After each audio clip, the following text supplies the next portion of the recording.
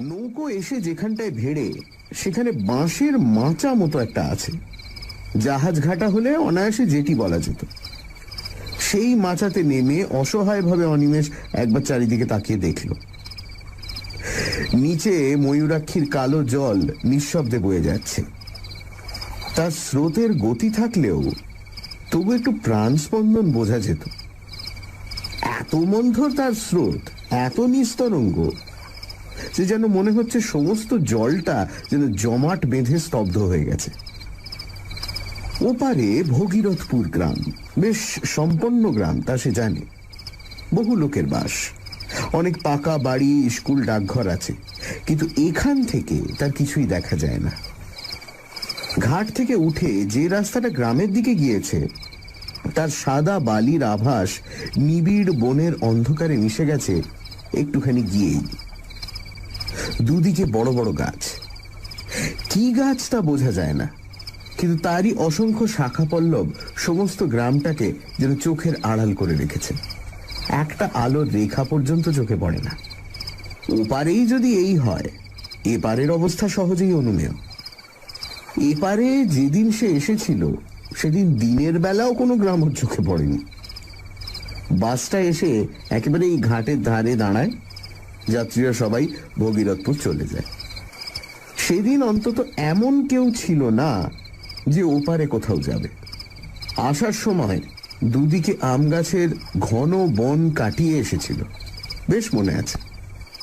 হয়তো ছিল কোথাও ঘর বাড়ি, কিন্তু তা ওর চোখে পড়েনি।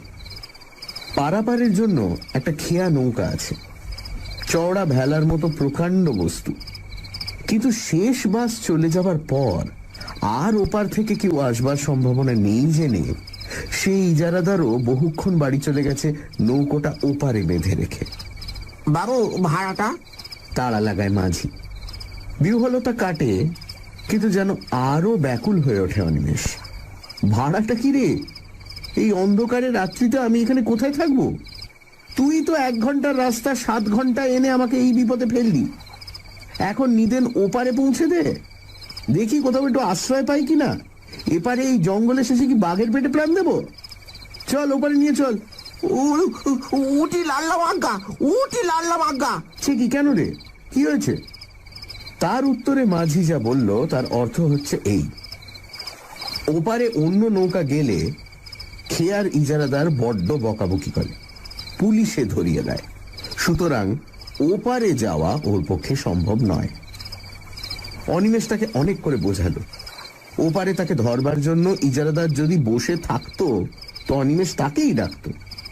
শুধু ইজারাদার কেন, জনমানবের চিহ্ন থাকলেও সে মাঝিকে এ অনুরোধ করত না। কোনো মতে নামিয়ে দিয়ে সে চলে যাক, তাতে যদি কেউ তাকে ধরে তো অনিমেষ তার দায়ী, ইত্যাদি সব কথার উত্তরে সেই একই উত্তর, উটি লাল্লাম আজ্ঞা বাবু, উটি লাল্লাম আজ্ঞা। অনিমেষ তখন রাগ করে বলল, তবে তুইও থাক, আমি তো নৌকোতেই রাত কাটাই। আজ্ঞা, উটিও লাল্লাম। শুধু তাই নয়, দাঁড়ের একটা ধাক্কা দিয়ে নৌকোটা খানিকটা দূরে সরিয়ে নিয়ে গেল। টাকাটি শুনে দেন কেন, বাড়ি চলে যাই। তবে টাকাও পাবি না, যা, রাগ করে বলল অনিমেষ। কিন্তু যখন দেখে বুড়োটা সত্যি সত্যি একটা নিঃশ্বাস ফেলে ঘরমুখো হচ্ছে, তখন সে 1 টাকার নোট দলা পাকিয়ে ছুঁড়েই দিল। যা বেটা যা, পথে ডুবে মরিস তো ঠিক হয়, মনে মনে বলে অনিমেষ। ব্যাস, এরপর সব পরিষ্কার। ওপারে ঘন বনের নিবিড় অন্ধকার, সামনে অতল শান্ত জলে তারই রহস্য যেন জমাট বেঁধে, আর এপারে তার চারপাশ ঘিরেও দৈত্যের মতো কতগুলি গাছপালা। সুটকেসটা মাচার উপর পেতে সেখানেই জেকে বসল অনিমেষ। বাঘ ভাল্লুক যদি সত্যি আসে তো জলে ঝাঁপিয়ে পড়তে পারবে, এখানেই খানিকটা তবু নিরাপদ। খড় খড় ঝটপট শব্দ করে কি একটা পাখি উড়ে বসলো মাথার উপর। ভয় পেয়ে চমকে উঠল অনিমেষ। কাছেই কোথায় শুকনো পাতার উপর দিয়ে কি একটা সরীসৃপ চলে গেল বোধহয়। সামান্য শব্দ, তবু বেশ স্পষ্ট। জলের মধ্যে হঠাৎ একটা মাছ ডিগবাজি খায়, ওইটুকু আওয়াজ, কিন্তু অনিমেষের মনে হলো যেন বন্দুকের শব্দ উঠল কোথাও। বিশ্রী লাগছে। তারার আলোতে যতদূর দৃষ্টি চলে বহুক্ষণ ধরে ধরে হাত ঘড়িটা দেখল। মাত্র রাত 9টা। কলকাতায় সবে সন্ধে, কিন্তু এখানে মনে হচ্ছে নিশুতি রাত। এখনো দীর্ঘ সময় তাকে এখানে অপেক্ষা করতে হবে। কখন ভোর হবে, তারপর কখন ইজারাদারের ঘুম ভাঙবে, তবে সে একটু লোকালয়ের মুখ দেখতে পাবে। বাস একটা আসে এখানে সকাল 8টা নাগাদ। সন্ধেতে যেটা এসেছে সেটা কাছাকাছি কোনো গ্রামে থাকে। 7টা নাগাদ এখানে এসে দাঁড়ায়, অর্থাৎ প্রায় 12 ঘন্টা এখন। আচ্ছা, হাঁটলে কেমন হয়? পাশের রাস্তাটা ধরে হাঁটতে থাকলে কি আর গ্রাম একটা পাওয়া যাবে না কাছাকাছির মধ্যে? কিন্তু সেখানে যদি তাকে আশ্রয় দিতে কেউ না চায়, ডাকাত বলে মনে করে। তাছাড়া দুদিকে যা ঘন ঘন বন, যদি বাঘ আসে। মুর্শিদাবাদ জেলায় এসব অঞ্চলে প্রায়ই বাঘ বেরোয়। দরকার নেই বাবা, 10-11 ঘন্টা সময় এরকম করেই কেটে যাবে। ও মশাই, শুনছেন? বাস মিস করেছেন বুঝি? কোথাও আশ্রয় পাননি? অস্ফুট একটা শব্দ করে চমকে ওঠে অনিমেষ। বরং আঁতকে ওঠে বলাই ঠিক। কখন নিঃশব্দে কে পেছনে এসে দাঁড়িয়েছে ওই এইটুকুও তো টের পাইনি। সামান্য কুটো নড়ার শব্দের দিকেও তো সে কান পেতেছিল। কয়েক মুহূর্ত যেন ভয়ে আড়ষ্ট হয়ে থেকে ঘাড় ফেরাতেও সাহস হল না। কথাগুলো যে বলেছে সে একেবারে ওর পেছনেই এসে দাঁড়িয়েছে, অত্যন্ত দ্রুত, যেন একটা কথা শেষ হবার আগেই আর একটা কথা শুরু হয়েছে। এইভাবে পরপর 3টি প্রশ্ন করে আগন্তুকটিও চুপ করে দাঁড়িয়ে নিঃশ্বাস ফেলছে। অবশেষে প্রায় মরিয়া হয়েই অনিমেষ ফিরে তাকায়। রোগা কালো গোছের একটি মানুষ, খুব বেটে নয়, তাই বলে ঢ্যাঙাও বলা চলবে না। উস্কো খুস্কো একমাথা চুল ও ঘন দাড়ি গোপ। ঘন দাড়ি কিন্তু আবক্ষ বিস্তৃত নয়, মধ্যে মধ্যে কামানো বা ছাঁটা হয় এমন দাড়ি, খোঁচা খোঁচা। একখানা খাটো আধময়লা কাপড় পরনে, কোঁচার খুঁট গায়ে জড়ানো। মোটা ভুরুর আড়ালে কোটরগত চক্ষুর তীক্ষ্ণ দৃষ্টি নিঃশব্দে শুধুমাত্র চাউনির দ্বারাই যেন অনিমেষের সমস্ত ইতিহাস আয়ত্ত করবার চেষ্টা করছে। বলছিলাম যে আপনি বোধহয় কোথাও আশ্রয় পাচ্ছেন না, না? তাহলে বরং চলুন না হয় আমার কুটিরেই কোনো মতে রাতটা কাটিয়ে দেবেন। হায় রে, কপাল কুণ্ডলারা শুধু উপন্যাসেই দেখা যায়। যাকে নবকুমারের অদৃষ্টতা নয় তা তো বোঝাই যাচ্ছে। তাই বলে কি ওর চেয়ে ভদ্র চেহারার কেউ জুটতে নেই? এই লোকটাকে দেখেই যেন পাগল বলে মনে হয়। শেষ পর্যন্ত এর আশ্রয়ে গিয়ে কি আরো বিপদে পড়বে নাকি? কি বলেন, যাবেন নাকি? আপনি এখানে মানে আমতা আমতা করে অনিমেষ। আমার এখানেই একটা ঘর আছে, এই যে। লোকটা আঙুল দিয়ে দেখায়। সত্যি তো, এই তো। বলতে গেলে তার সামনেই পাড়ের ওপর একখানা খড়ের ঘর। ও অঞ্চলে যেমন হয় তেমনি। আশ্চর্য, এতক্ষণ তার চোখে কি হয়েছিল? লোকটি বোধ হয় তার মনের ভাব বুঝেই হেসে বলল, ঘরে আলো ছিল না কিনা, তাই অন্ধকারে টের পাননি। আমিও বাড়ি ছিলুম না, নদীর ধার দিয়ে দিয়ে একটু বেড়াতে গিয়েছিলুম। অন্ধকারে একা একা বেড়াতে আমার বেশ লাগে। এখানে বাঘের ভয় নেই? আছে বই কি, তবে আমার অত ভয় নেই। মরবার ভয় করি না, করে লাভই বা কি বলুন? মরতে তো একদিন হবেই। না, লোকটাকে ঠিক পাগল বলে তো মনে হয় না। চলুন চলুন, ঘরে বসেই কথাবার্তা হবে ক্ষণ। চলুন বলে সুটকেসটা তুলে নেয় অনিমেষ। একখানা নয়, পাশাপাশি দুখানা ছোট ঘর, সামনে এক ফালি দাওয়া। ভেতর দিকে আরো কি আছে তাও নজরে পড়ল না। দাওয়া বেশ ঝকঝকে করে নিকানো, পরিচ্ছন্ন। লোকটি আগে আগে পথ দেখিয়ে নিয়ে গিয়ে ওকে দাওয়াতেই দাঁড় করিয়ে রেখে দোর খুলে ভেতরে ঢুকল। তালা চাবির বালাই নেই, দোর শুধু ভেজানোই ছিল। ঠেলা দিতেই নিঃশব্দে খুলে গেল। ভেতরে ঢুকে আশ্চর্য রকম ক্ষিপ্রতার সঙ্গে একটা আলো জেলে লোকটি বলল, আসুন আসুন, ভেতরে আসুন। সানডে সাসপেন্স, শুধুমাত্র রেডিও মির্চি 98.3 FM এ। It's hot. গল্পের পরবর্তী অংশ ব্রেকের পর। সানডে সাসপেন্সে আজ গজেন্দ্র কুমার মিত্রর লেখা এক রাত্রির অতিথি। অনিমেষ নৌকো করে একটা জায়গায় এসে পৌঁছেছে। ওপারে ভগীরথপুর গ্রাম, কিন্তু জায়গাটি একেবারেই নির্জন। ঘাটের ধারে বাস এসে দাঁড়ায়, কিন্তু সেদিন শেষ বাসও চলে গেছে। মাঝি কোন রকমে অনিমেষকে নামিয়ে দিয়ে চলে গেল। অন্ধকার রাতে অনিমেষ একেবারেই একা। এমন সময় একটি লোক এসে অনিমেষকে আশ্রয় দিতে চাইল। লোকটি বলল তার মৃত্যু ভয় বা বাঘের ভয় কোনোটাই নেই। লোকটি অনিমেষকে তার বাড়ি নিয়ে এলো। তারপর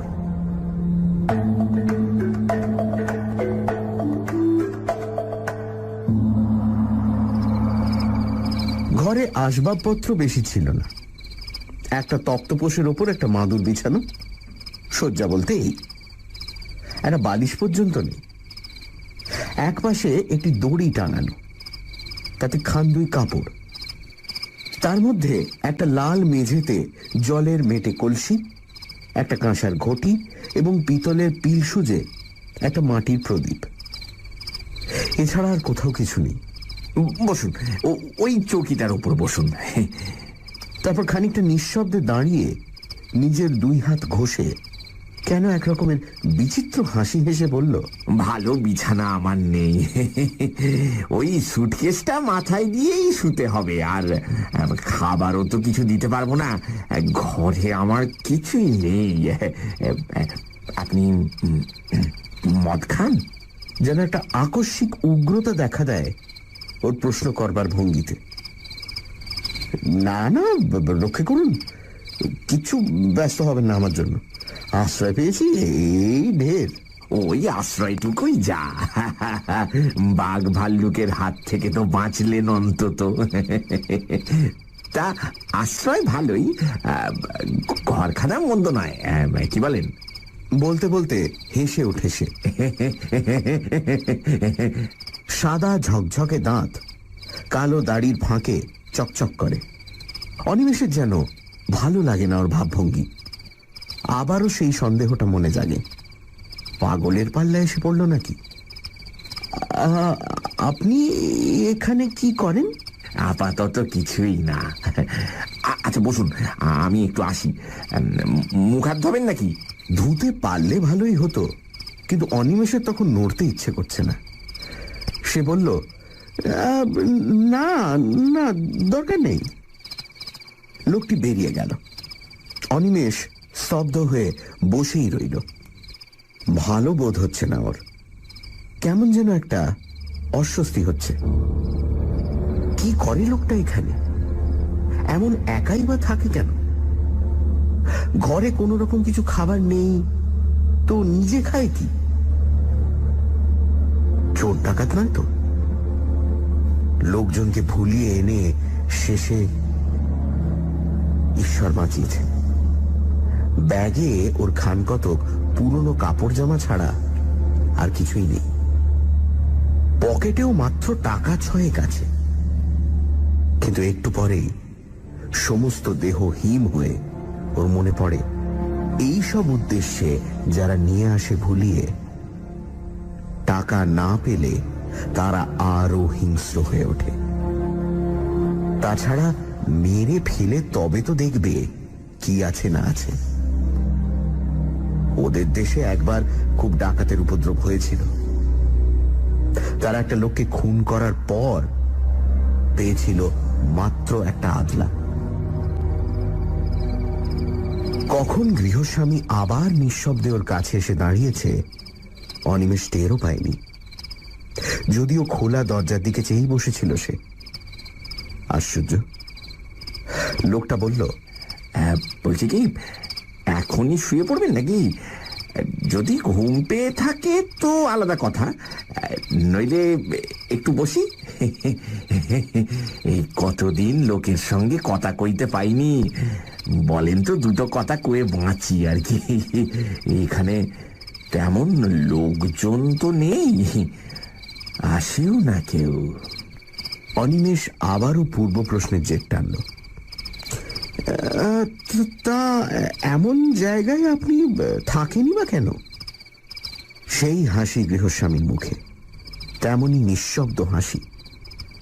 দাড়ির ফাঁকে শুভ্র দন্তের সেই বিজলি প্রকাশ।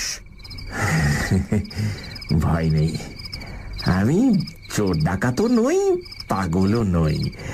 ঘরে কিছু নেই মানে আমার কিছুর দরকার নেই, থাকারও দরকার হয় না আমার।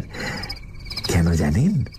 তারপর যেন কতকটা অসংলগ্ন ভাবেই বলে ওঠে, আমি আমি সাধক, তান্ত্রিক সন্ন্যাসী। সন্ন্যাসী? অবিশ্বাসের দৃষ্টিতে চায় অনিমেষ। অপ্রতিভ হয়ে লোকটা বলে, না মানে সন্ন্যাসী মানে ঠিক অভিষিক্ত সন্ন্যাসী নই, তবে সাধক বটে। উবু হয়ে ঘরের মেঝেতেই বসল লোকটা। কিছুক্ষণ মৌনভাবে থেকে বলল, তাহলে আপনাকে বলেই ফেলি, সেটা কাউকে কখনো বলিনি, বলবার সুযোগও পাইনি বিশেষ। এই অঞ্চলেরই লোক আমি, বুঝলেন। ছেলেবেলা থেকেই নানা বইতে তান্ত্রিক সন্ন্যাসীদের অদ্ভুত সব ক্ষমতার কথা পড়ে ওইদিকে মনটা ঝোঁকে।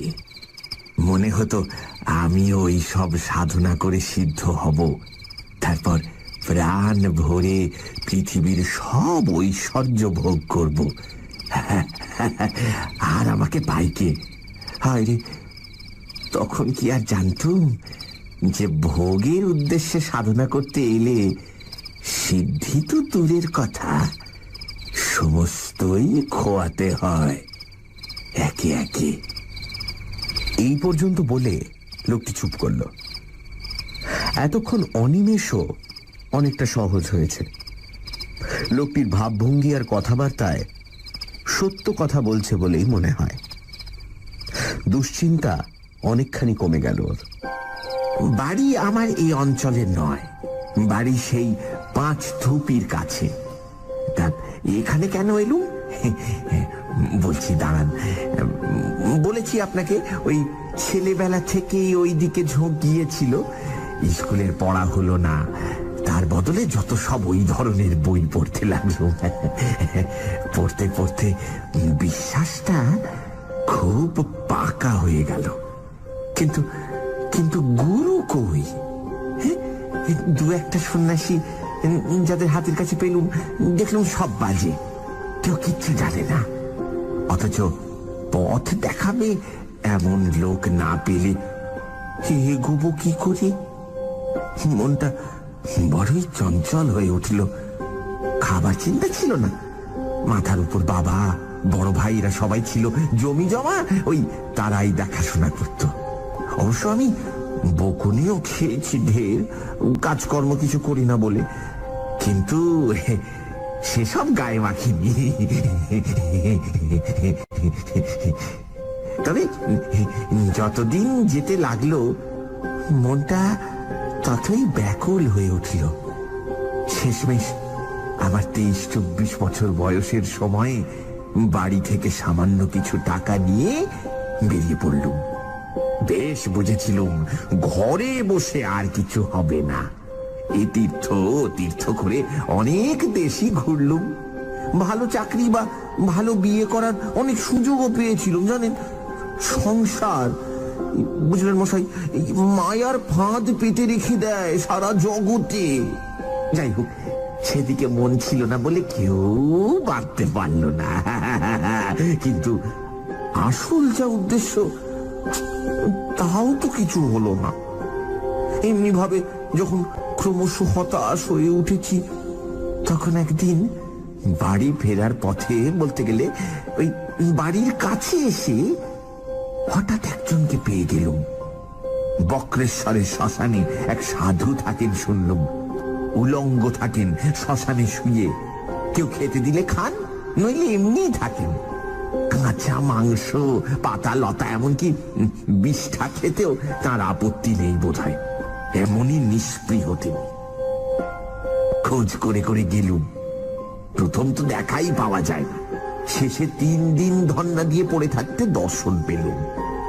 বিপুল দেহ, তীক্ষ্ণ দৃষ্টি, পাগলের মতো ভাবভঙ্গি। কিন্তু পাগল নন, না না না না না। একদিন আমার চোখের সামনেই দুদিক থেকে দুদল ভক্ত তাকে দর্শন করতে আসছে দেখে আমার চোখের সামনে শিয়ালের দেহ ধরে বনের মধ্যে গিয়ে সেদুলেন। কেউ আর খুঁজেই পেল না। বুঝলুম যে এতদিন ধরে যাকে খুঁজছিলুম, এতদিন পরে তাকে পেয়েছি। অনিমেষের মনেও ততক্ষণে গল্প জমে উঠেছে। লোকটি থামতেই সে বলল, তারপর? লোক তো পেলুম, তাকে ধরি কি করে? কিছুতেই ধরা দেয় না। কিছু বলতে গেলে শ্মশানের পোড়া কাঠ তুলে তেড়ে আসে। একদিন একদিন খুব কান্নাকাটি করতে সব শুনলে মন দিয়ে, কিন্তু তারপর যা বকুনিটি দিলে, বলে ভালো চাস তো এসব মতলব ছাড়, সাধনা করবি তুই ওই 1.5 কাঁপা নিয়ে, তোর কাজ নয়, বুঝলে? মরবি একেবারে। তাছাড়া ভোগ করবার জন্যে সব কাজ যে করতে আসে তার একুল ওকুল দুকুল যায়।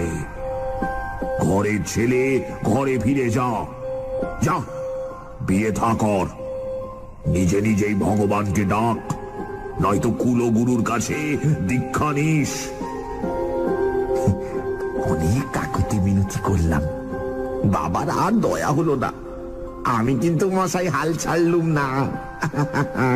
আমার তখন জেগে চেপে গেছে কিনা ওইখানেই পড়ে রইলুম, বলতে গেলে না খেয়ে দে, আর গোপনে ওর দিকে নজর রাখলাম, যদি আসল প্রক্রিয়ার কিছু হদিশ পাই।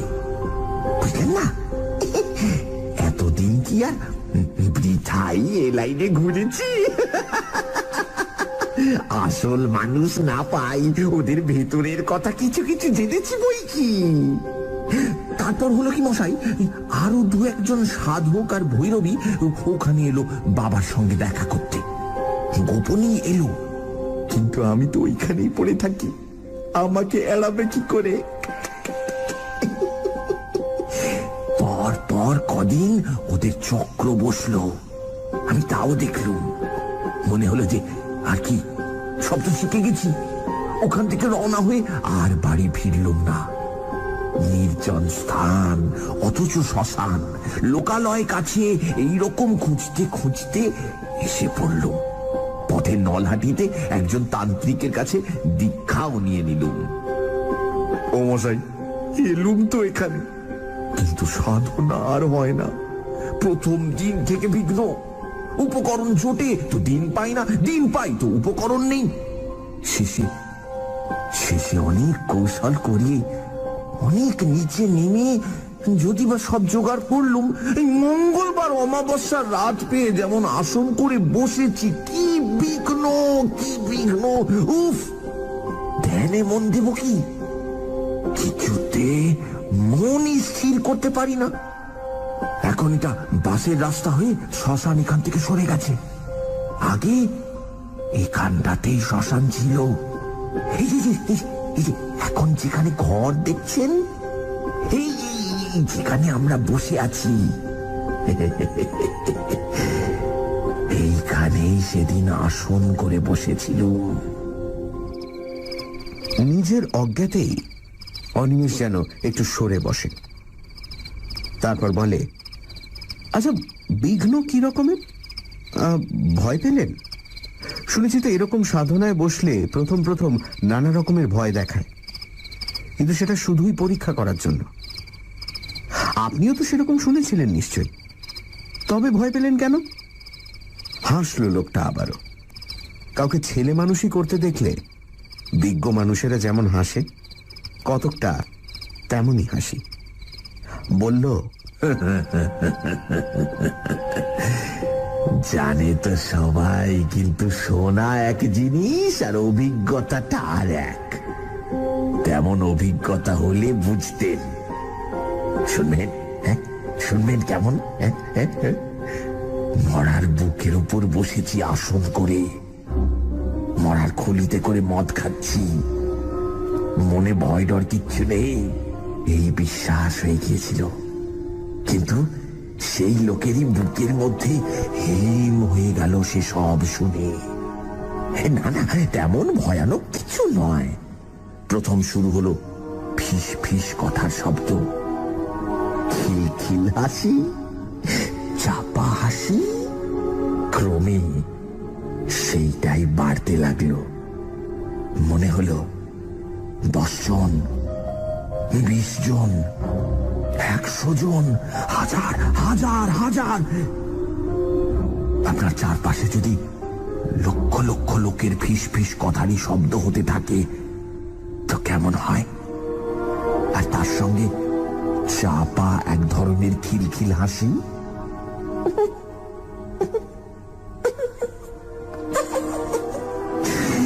তবু আমি স্থির হয়ে আসনেই বসে রইলুম, নড়লুম না। যদিও কাজে আর মন দিতে পারলুম না, এটাও ঠিক। তারপর মশাই স্পষ্ট দেখতে লাগলুম শ্মশানের মাটি ফুঁড়ে ফুঁড়ে যেন মরাগুলো উঠছে। কতকাল থেকে মরেছে সব, কত হাজার হাজার বছর ধরে। এক একজনের বিভৎস চেহারা, রোগে যন্ত্রণায় বিকৃত মুখ। কেউ বা খুন হয়েছিল, কেউ বা ঠ্যাঙাড়ের হাতে প্রাণ দিয়েছে, কেউ বা গলায় দড়ির মরা। ঠিক সেই অবস্থায় উঠেছে, তেমনি কন্ধ কাটা কিংবা হাড় ঘোড় ভাঙা অবস্থায়। সকলেরই মুখে রাগ, চোখের দৃষ্টিতে আগুন। তারা সবাই আমার দিকে আঙুল তুলে শাসাতে লাগলো, পাপিষ্ঠ, তুই এখানে কেন? শ্মশান অপবিত্র করতে এসেছিস? চলে যা, দূর হয়ে যা। জানিস না এখানে আমরা পাহারা দিচ্ছি? মনে পাপ নিয়ে তুই এসেছিস শ্মশান জাগাতে? চলে যা, চলে যা। তার মধ্যে একজনের আবার শুধু কঙ্কাল। বোধহয় তাকে পুঁতে রেখেছিল কোথাও মেরে, তারপর তাকে তুলে পোড়াতে হয়েছে। সেটাই সবচেয়ে কাছাকাছি এলো। মুখে সেই এক শব্দ, দূর হ, দূর হ। ভয় পেলুম খুব, তবু এও জানি একবার ভয় পেলেই গেল। চিরকালের মতো প্রাণপণে চেঁচিয়ে উঠলুম, যাব না, যাব না, উঠব না আমি।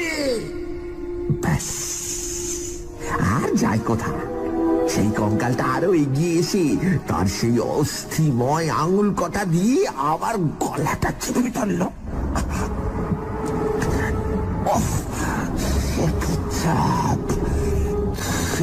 চাপ যেন মোটা লোহা সাড়াশি। কত চেষ্টা করলো মুক্ত হবার, কিন্তু সে বজ্র কঠিন মুষ্টি খোলে কার সাধ্য। দম বন্ধ হয়ে গেল, বুকে সে এক অসহ্য যন্ত্রণা। মনে হলো যেন দেহের প্রতিটি শিরা পেটে যাচ্ছে।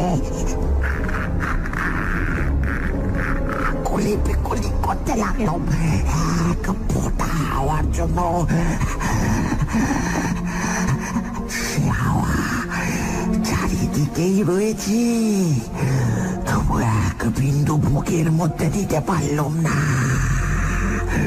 বরং আরো চেপে বসতে লাগলো সেই সাঁড়াশির মতো আঙুলগুলো।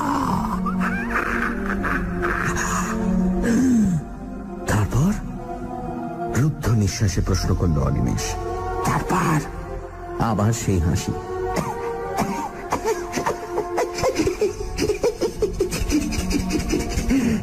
তারপর আর কি? মুক্তি। সেই থেকে ঘুরে বেড়াচ্ছি এখানেই, কাজ নেই, কামাইও নেই, জায়গাটার মায়া ছাড়তে পারি না। সবচেয়ে কষ্ট হয় কথা কইবার লোক নেই বলেই। কিন্তু কথা কইতে গিয়েও একটা অজ্ঞাত আতঙ্কে অনিমেষের যেন গলা কেঁপে যায়। আপনি মুক্তি পেলেন কি করে? তা আমিও জানি না। এক সময় দেখলুম যে আমি দাঁড়িয়ে রয়েছি আমারই ভূতপূর্ব আশ্রয়, অর্থাৎ কিনা দেহটার পাশে। যারা এসেছিল তাদেরও তো কাজ শেষ, তারাও সব যে যার মিলিয়ে গেছে। এক কথায় সব কিছুর শান্তি।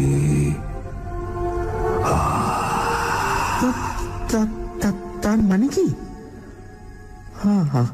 আপনি কি বলতে চান যে আপনি তখন মারা গেছেন? আপনি কি মরা? সানডে সাসপেন্স, শুধুমাত্র রেডিও মির্চি 98.3 FM এ। It's hot. সানডে সাসপেন্সে আজ গজেন্দ্র কুমার মিত্রর লেখা এক রাত্রির অতিথি। অনিমেষ শুনছে জনৈক সাধকের আত্মজীবনী। সে নিজের মুখেই বলছে যে সে চোর, ডাকাত বা পাগল কোনোটাই নয়। তান্ত্রিক সন্ন্যাসী হবার বাসনা নিয়ে লোকটি বাড়ি ছেড়েছিল। তারপর এক সাধুর সংস্পর্শে এসে নানা রকম সাধনা করতে শুরু করে এবং একদিন রাতে তার সাধনার সময় শ্মশানের মাটি ফুঁড়ে ভয়ঙ্কর আত্মারা উঠে আসে। একটি কঙ্কাল তার গলা চেপে ধরে এবং তারপর সে সম্পূর্ণ মুক্তি পেয়ে যায়।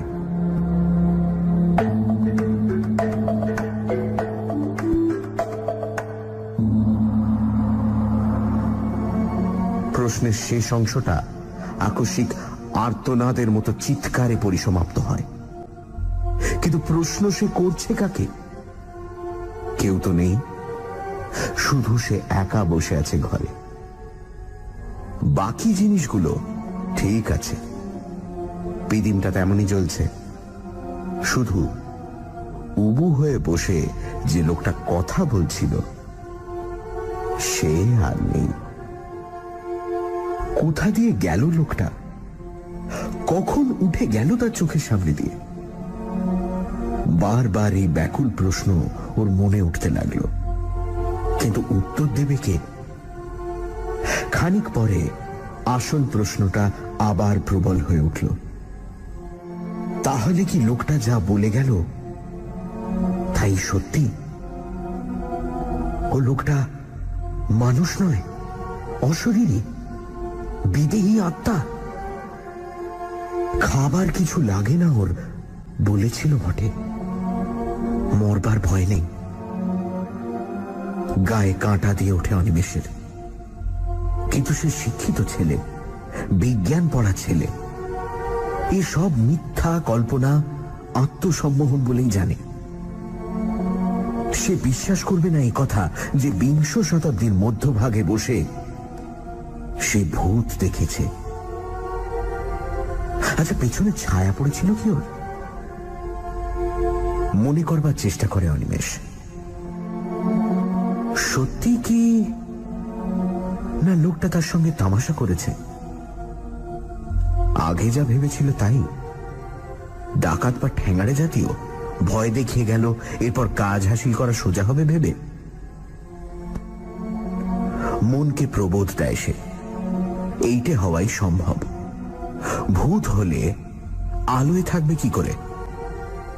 বদমাইশ। আরো বেশি ভয় দেখাবার জন্য ম্যাজিকওয়ালাদের মতো চোখে নিমেষে সরে গেছে। দৌড়টা বন্ধ করে দেবে নাকি? দেওয়াই উচিত। পালাবে? কোথায় যাবে এই অন্ধকারে? আরো তো ওদের কবলে গিয়েই পড়তে হবে। সে দেখতে পাবে না ওদের, ওরা দেখবে। তার চেয়ে দৌড় বন্ধ করে বসে থাকা মন্দ নয়। যা হবার হবে। আলো তো থাকবে এখানে, লোকগুলোকে চোখে দেখা যাবে। অনিমেষ অতি কষ্টে উঠে দাঁড়ালো। হাতে পায়ে যেন জোর নেই। কোনো মতে উঠে গিয়ে সন্তর্পণে দৌড়টা বন্ধ করে দিল। ভাগ্যিস ভেতরে খিল আছে, বেশ মজবুত খিল। দেখে শুনে ভালো করে বন্ধ করলো। যাক, নিশ্চিন্ত। কিন্তু এ কি? হঠাৎ আলো নিভে গেল যে। মুহূর্তের মধ্যে কোন রকম নোটিশ না দিয়েই ঘরটা তার চারপাশ নিশ্ছিদ্র অন্ধকারে ভরে গেল। তেল ছিল না, কিন্তু তাহলে তো একটু একটু করে ম্লান হয়ে আসবে। তবে ভয়ে ওর গাটা হিম হয়ে গেল।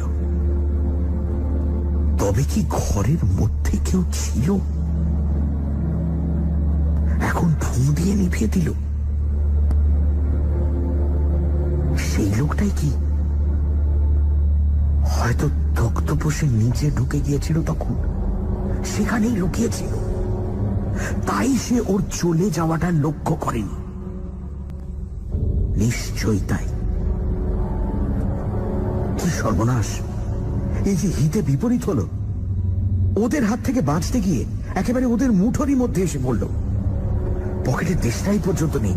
যতদূর মনে পড়ে ব্যাগও নেই। ব্যাগটাই বা কোথায়? চৌকিটা যে ঠিক কোন দিকে তাও তোর মনে পড়ছে না। উফ, কি বদমাইশ লোকটা! ক্রুদ্ধ স্বরে, হয়তো বা একটু ভীত কণ্ঠেই অনিমেষ বলে উঠল, কে কে ওখানে? আলো জ্বালো বলছি শিগগির, নইলে নইলে ভালো হবে না। দেখিয়ে দেবো মজা। কি হলো, জ্বালালে না? নিস্তব্ধ চারিদিক। কোথাও একটা জনপ্রাণী আছে বলে মনে পড়ে না। রহস্যময় সুগভীর স্তব্ধতা। ঘরে কি জানলা ছিল?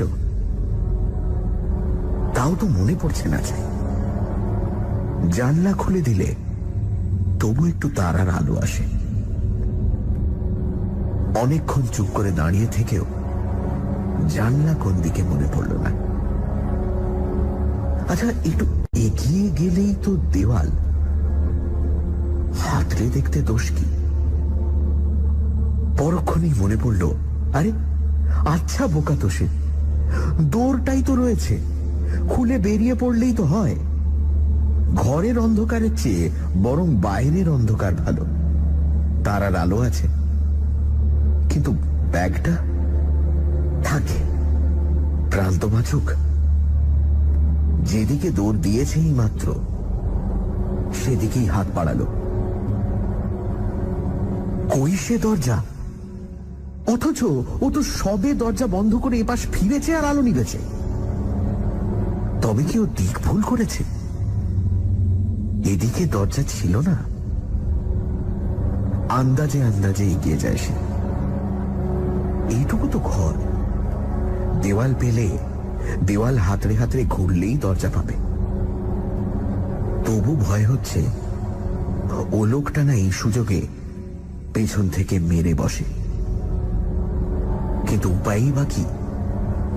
এদের কবলে যখন এসে পড়েছেই। মরিয়া হয়ে এগোয় অনিমেষ।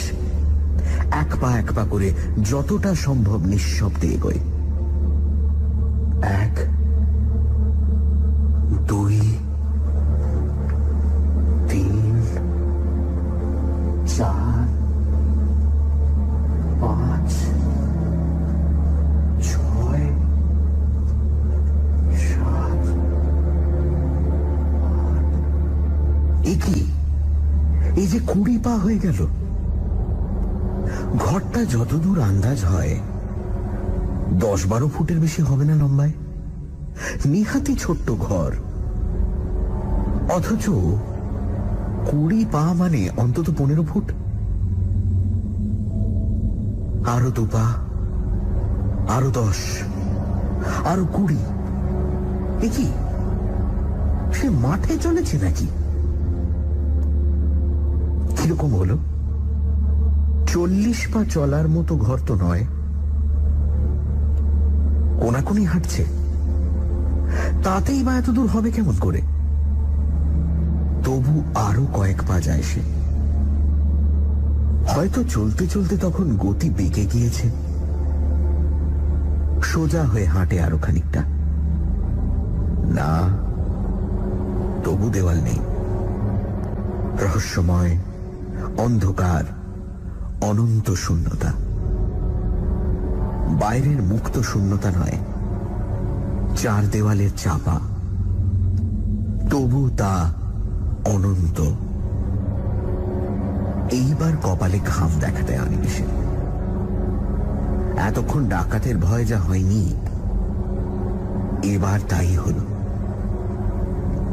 পা দুটো কাঁপতে লাগলো থরথর করে, একেবারে যেন ভেঙে এলো।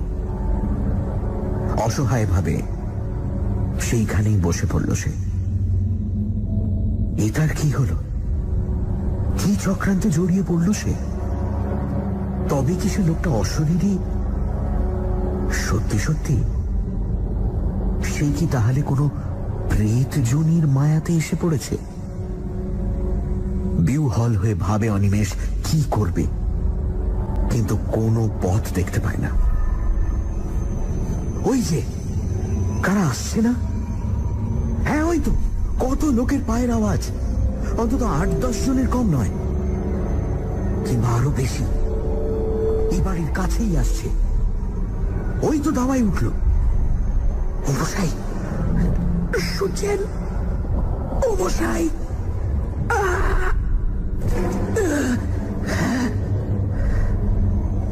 গলা দিয়ে স্বর বেরোল না।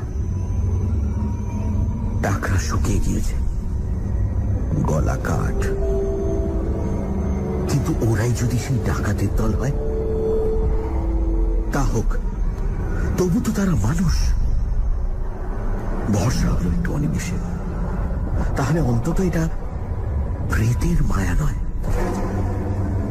আহ, বাঁচা গেল। হ্যাঁ, ডাকাতি। নইলে ওরা অমন ফিস ফিস করে কথা কইবে কেন? বহু লোক যেন পরস্পরের সঙ্গে ফিস ফিস করে কথা কইছে। আরো লোক বাড়ছে, আরো বহু পায়ের শব্দ, অসংখ্য, অগণিত ফিস ফিস করে কথা বলার আওয়াজ। এ কি, ওরা কি ঘরে ঢুকছে নাকি? কেমন করে ঢুকলো? ওর যে চারিদিকে শব্দগুলো এগিয়ে আসছে, ওর চারপাশে, খুব কাছে, খিলখিল করে চাপা হাসির শব্দ।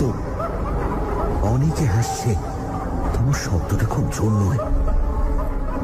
মাথা থেকে পা পর্যন্ত বরফ নেমে যায় যেন দিকের মধ্যে। হাত পায়ে আর কোনো সার থাকে না। আতঙ্ক যে এমন জিনিস, তা আগে অনিমেষ কখনো কল্পনাও করেনি। মস্তিষ্ক শুদ্ধ যেন নিষ্ক্রিয় হয়ে আসছে। চিৎকার করবে, চিৎকার করবে, সাধ্য নেই। পালাবে, পথ কই? কিন্তু কিছু তো একটা করা উচিত। লোকগুলো যেন কি ধীরে ধরেছে। তাদের নিঃশ্বাস, দূষিত তীব্র উষ্ণ নিঃশ্বাস ও সর্বাঙ্গে। মনে পড়ে গেল লোকটার বর্ণনা। সেও তো এমনই ফিস ফিস শব্দ শুনেছিল, এমনই হাসি। তারপর সেই মৃতের পুনরুত্থান, সেই কঙ্কালের অভিযান। তার অদৃষ্টে কি তাই হবে? সে তো কোনো দোষ করেনি, সে তো সাধনা করতে আসেনি সবের বুকের উপর চড়ে। হঠাৎ কে যেন হা হা হা হা করে হেসে উঠল তারই আশেপাশে কোথাও। তীক্ষ্ণ চড়া গলার সে হাসি, মনে হলো যেন তার পাশে অন্ধকারকে বিদীর্ণ করে ছড়িয়ে পড়তে চাইছে, আবার চারিদিকে দেওয়ালে ধাক্কা খেয়ে ফিরে আসছে তারই চারিদিকে। বহুক্ষণ ধরে যেন এই হাসির শব্দ ধ্বনিত আর প্রতিধ্বনিত হতে লাগলো তাকে ঘিরে। বিশ্রী তীক্ষ্ণ একটা উপহাসের হাসি, সে হাসির জাল যেন তাকে চারিদিক থেকে ঘিরে ধরেছে, আর নিস্তার নেই।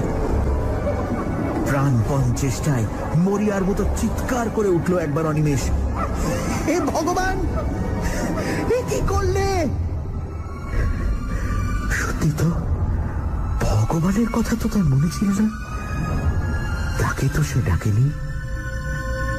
হে ভগবান, হে হরি বাঁচাও, হে রামচন্দ্র।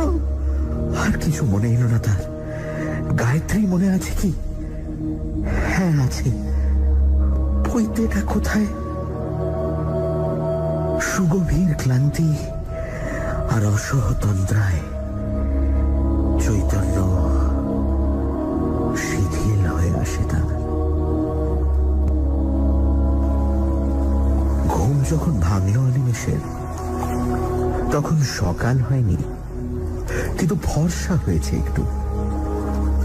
খানিকটা সময় লাগলো তার সবটা মনে করতে।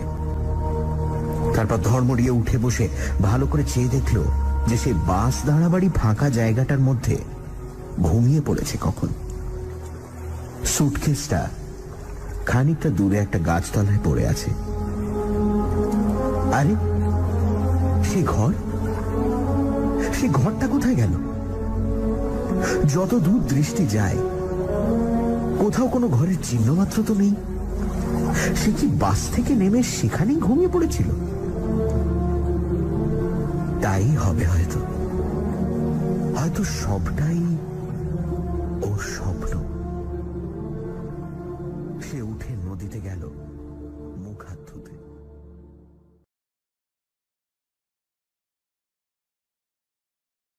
ভিডিওটি ভালো লেগে থাকলে লাইক করুন, শেয়ার করুন, আর চ্যানেলটি সাবস্ক্রাইব না করে থাকলে অবশ্যই সাবস্ক্রাইব করে নিন।